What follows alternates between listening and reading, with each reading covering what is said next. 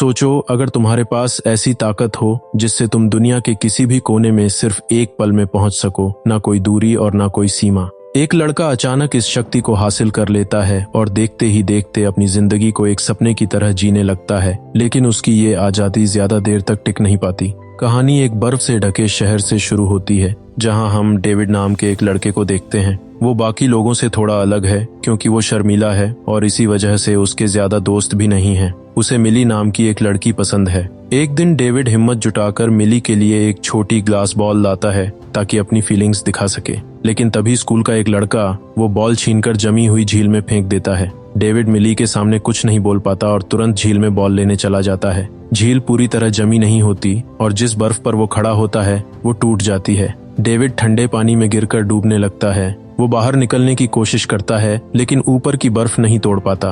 तभी अचानक स्ट्रगल करते करते वो गायब हो जाता है और खुद को शहर की लाइब्रेरी में पाता है, पूरी तरह भीगा हुआ। डेविड समझ नहीं पाता कि ये कैसे हुआ, लेकिन उसे एहसास हो जाता है कि उसमें कुछ अलग है। वो घर लौटता है तो उसका पिता उस पर चिल्लाता है क्योंकि उसे देर हो गई थी और उसके कपड़े भी गीले थे। डेविड अपने कमरे में भागकर दरवाजा बंद कर लेता है। उसका पिता दरवाजा तोड़कर अंदर आने की कोशिश करता है और जैसे ही अंदर आता है, डेविड फिर से गायब होकर लाइब्रेरी पहुंच जाता है। इस बार वो बाहर निकलना चाहता है लेकिन लाइब्रेरी बंद होती है, इसलिए वो टेलीपोर्ट करके फिर घर वापस आ जाता है। अब उसे पूरी तरह समझ आ जाता है कि उसके पास एक ऐसी पावर है जिससे वो कहीं भी जा सकता है। ये सोचकर वो डिसाइड करता है कि वो घर छोड़ देगा। जाने से पहले वो मिली के घर जाता है और उसका दिया हुआ ग्लास बॉल बाहर रख देता है। मिली बाहर आकर बॉल देखती है और समझ जाती है कि डेविड जिंदा है। इसके बाद डेविड न्यूयॉर्क चला जाता है। वहाँ उसे पहली बार आजादी महसूस होती है और वो नई जिंदगी शुरू करता है। वो एक घर रेंट पर लेता है और अपनी पावर को कंट्रोल करना सीखता है। साथ ही पास पास टेलीपोर्ट करके प्रैक्टिस करता रहता है।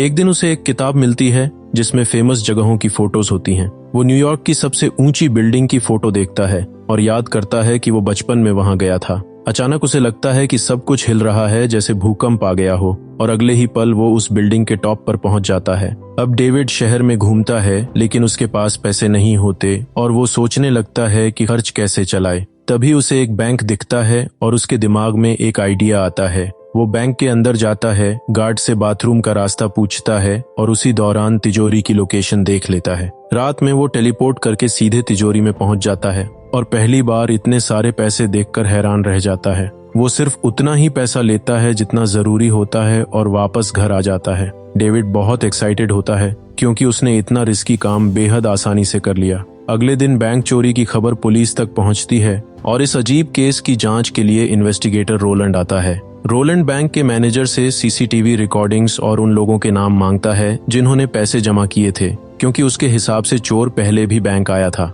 अब डेविड बड़ा हो चुका है और उसके पास बहुत पैसा है।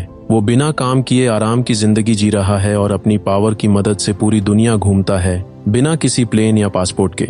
सुबह वो कायरो में अबू अल हॉल पर ब्रेकफास्ट करता है और शाम को लंदन में बिग बैन पर खड़े होकर शहर का नजारा देखता है। एक रात वो डिस्को में पार्टी करने जाता है जहां उसे एक लड़की पसंद आती है, लेकिन वहीं ग्रिफिन नाम का एक आदमी उसे नोटिस करता है और समझ जाता है कि डेविड में कुछ अलग है। दूसरी तरफ रोलैंड एक ऐसे लड़के का पीछा कर रहा होता है जिसके पास डेविड जैसी पावर होती है। वो उसे पकड़ लेता है लेकिन जेल भेजने के बजाय चाकू से मार देता है। तभी उसे एक फोन आता है और उसे पता चलता है कि बैंक की चोरी डेविड ने की थी। रोलैंड सीधे डेविड के न्यूयॉर्क वाले घर पहुंच जाता है। जैसे ही डेविड घर आता है, रोलैंड उससे मिलता है और कहता है कि वो पिछले 8 साल से इस केस पर है और जानता है कि चोरी डेविड ने ही की है, बस उसे ये जानना है कि कैसे। डेविड उसकी बातों को इग्नोर करता है और उसे घर से जाने के लिए कहता है, लेकिन तभी रोलैंड इलेक्ट्रिक रॉड से उसे मारता है जिससे डेविड टेलीपोर्ट नहीं कर पाता। वो उसे वायर से बांध देता है, लेकिन डेविड किसी तरह वायर तोड़कर टेलीपोर्ट करता है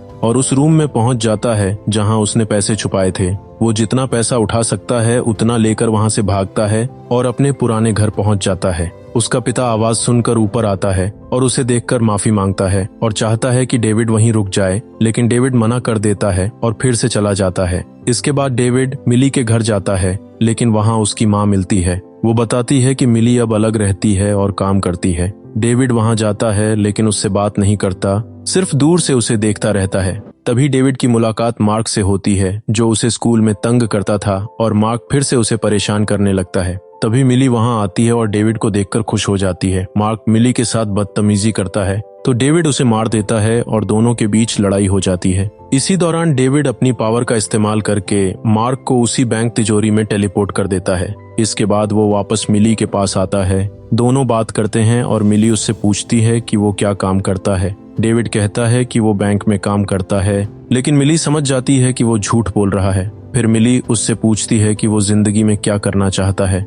डेविड कहता है कि वो रोम जाना चाहता है। मिली भी दुनिया घूमना चाहती है, इसलिए डेविड उसे साथ चलने के लिए कहता है और वो मान जाती है। दोनों रोम पहुंचते हैं, हिस्टोरिकल जगह घूमते हैं और खूब एंजॉय करते हैं। उधर रोलैंड मार्क से मिलता है जिसे पुलिस ने तिजोरी में पकड़ा था। उससे उसे पता चलता है कि इस सब के पीछे डेविड है और वो मिली के साथ रोम में है। अब डेविड और मिली एक म्यूजियम में होते हैं जहां डेविड की मुलाकात ग्रिफिन से होती है। ग्रिफिन उसे बताता है कि उसके पास भी वही पावर है। तभी उनकी नजर कुछ अजीब चीज पर पड़ती है। रोलैंड के दो आदमी म्यूजियम में पहुंच जाते हैं और स्पेशल इलेक्ट्रिक रॉड से डेविड को शॉक देने लगते हैं ताकि वो टेलीपोर्ट न कर सके। इसके बावजूद डेविड बार बार टेलीपोर्ट करके बचता रहता है, जबकि ग्रिफिन आसानी से वहां से निकल जाता है क्योंकि वो ज्यादा एक्सपीरियंस्ड होता है। डेविड पूछता है कि ये लोग कौन हैं, तो ग्रिफिन बताता है कि ये पैलेडिन्स नाम का एक सीक्रेट ग्रुप है जो हर उस इंसान को मारते हैं जिसके पास टेलीपोर्ट करने की पावर होती है। तभी एक वर्कर उन्हें देख लेती है और पुलिस को बुला लेती है।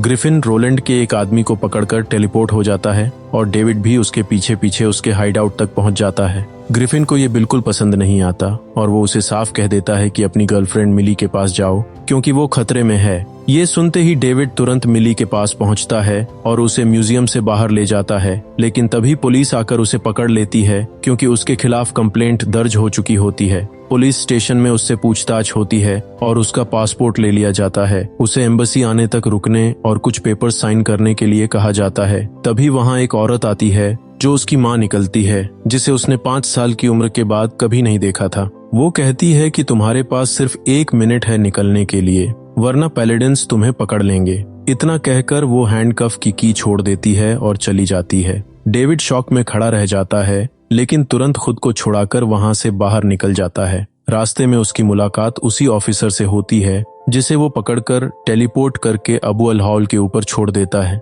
इसके बाद वो वापस स्टेशन आता है, मिली के पास पहुंचता है और कहता है कि उसे छोड़ दिया गया है और उन्हें तुरंत शहर छोड़ना होगा। मिली को उस पर यकीन नहीं होता, लेकिन फिर भी दोनों एयरपोर्ट पहुंच जाते हैं। वहां मिली उससे सच जानना चाहती है। जब डेविड अपना बैग खोलता है तो उसमें पैसे भरे होते हैं। वो कहता है कि वो अभी सच नहीं बता सकता और मिली को अकेले प्लेन से जाने को कहता है क्योंकि उसके पास पासपोर्ट नहीं है। उधर रोलैंड को पता चलता है कि डेविड उसके आदमियों से बच गया है। वो उसके घर पहुंचता है जहां उसका पिता विलियम मिलता है। रोलैंड समझ जाता है कि वो समझदार आदमी है और उससे पूछता है कि उसने डेविड को आखिरी बार कब देखा था। विलियम कहता है कि 8 साल हो गए और उसकी माँ भी उसे छोड़कर चली गई थी। इसके बाद वो रोलैंड को वहां से जाने के लिए कह देता है। इसके बाद डेविड ग्रिफिन के पास वापस जाता है और उससे पूछता है कि ये पैलेडिन्स कौन है। ग्रिफिन बताता है कि ये सदियों पुराना सीक्रेट ऑर्गेनाइजेशन है जो हर जंपर को मारता है। अगर कोई बच भी जाए तो उसके फैमिली या फ्रेंड्स को मारकर उसे बाहर निकलने पर मजबूर करते हैं।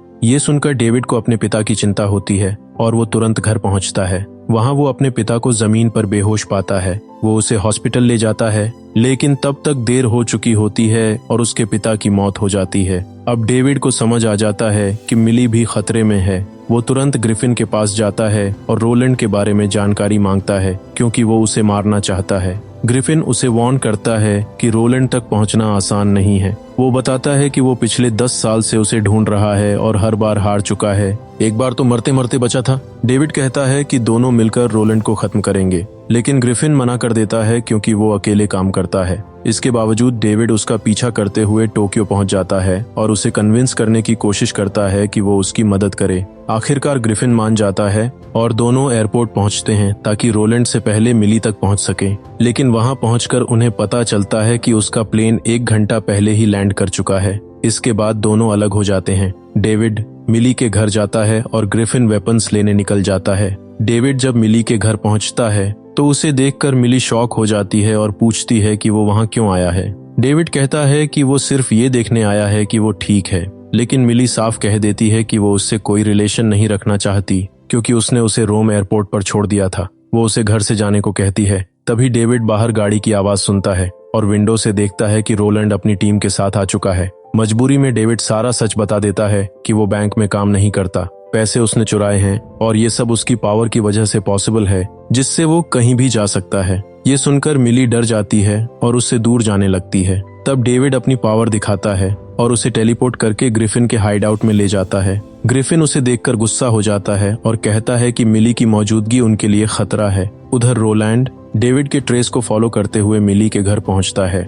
और एक डिवाइस की मदद से पोर्टल खोलकर पैलेडिन्स को अंदर ले आता है। डेविड और ग्रिफिन छुप जाते हैं। छुपते समय डेविड की नजर वहां लगी उसकी मां की फोटो पर पड़ती है, जिसके साथ पैलेडिन्स की भी तस्वीरें होती हैं। ये देखकर वो हैरान हो जाता है कि ग्रिफिन के पास उसकी मां की फोटो क्यों है। जैसे ही वो फोटो लेने जाता है, रोलैंड उसे देख लेता है, इलेक्ट्रिक केबल से उसे मारता है और पकड़कर छत से लटका देता है। रोलैंड उसे मारने ही वाला होता है, तभी ग्रिफिन आ जाता है और फ्लेम थ्रोवर से रोलैंड पर हमला कर देता है। ग्रिफिन अपनी टेलीपोर्ट पावर से रोलैंड को कंट्रोल करने की कोशिश करता है, लेकिन रोलैंड पैलेडिन्स की टेक्नोलॉजी की मदद से उसका सामना करता है। ग्रिफिन टेलीपोर्ट करके एक बस लाकर रोलैंड पर फेंकता है, लेकिन वो आखिरी पल में बच जाता है। उसी दौरान मिली डेविड को छत से लटका हुआ देखकर उसे छुड़ाने की कोशिश करती है। तभी रोलैंड वापस आकर उसे मारने लगता है, लेकिन ग्रिफिन सही समय पर पहुंच जाता है। फ्लेम थ्रोवर से रोलैंड पर हमला करता है और पोर्टल के जरिए उसे दूर भेज देता है। इसके बाद तीनों मिली के घर पहुंचते हैं।